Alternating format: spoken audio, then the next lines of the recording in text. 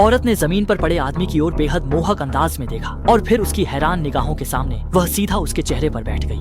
औरत ने इतना साहसी कदम इसलिए उठाया क्योंकि वह मजबूरी की हद तक पहुंच चुकी थी। माली पहले एक अमीर आदमी की पत्नी थी, उसे कभी खाने पीने या पहनने ओढ़ने की चिंता नहीं करनी पड़ी, लेकिन उसी दिन उसके पति की दुर्घटना में मौत हो गई। इससे भी डरावनी बात यह थी कि उसे पता चला उसके पति ने बहुत बड़ी रकम का कर्ज ले रखा था और यह रकम इतनी ज्यादा थी कि वह अपनी सारी संपत्ति बेचकर भी चुका नहीं सकती थी। वह फिर से गरीबी की जिंदगी अपनाने को तैयार थी, लेकिन वह चाहती थी कि उसकी बेटी की जिंदगी जितनी हो सके उतनी अच्छी रहे। माली जानती थी कि लोग उसकी खूबसूरती के दीवाने हैं, इसलिए उसने तय किया कि वह इस खूबी का फायदा उठाएगी। इसके तुरंत बाद माली ने एक खेल की सार्वजनिक घोषणा की। 20 प्रतिभागियों में से हर कोई अरब की रकम देगा। वह लकी ड्रा करेगी। विजेता को 20 अरब रुपये और 4 साल का समय मिलेगा।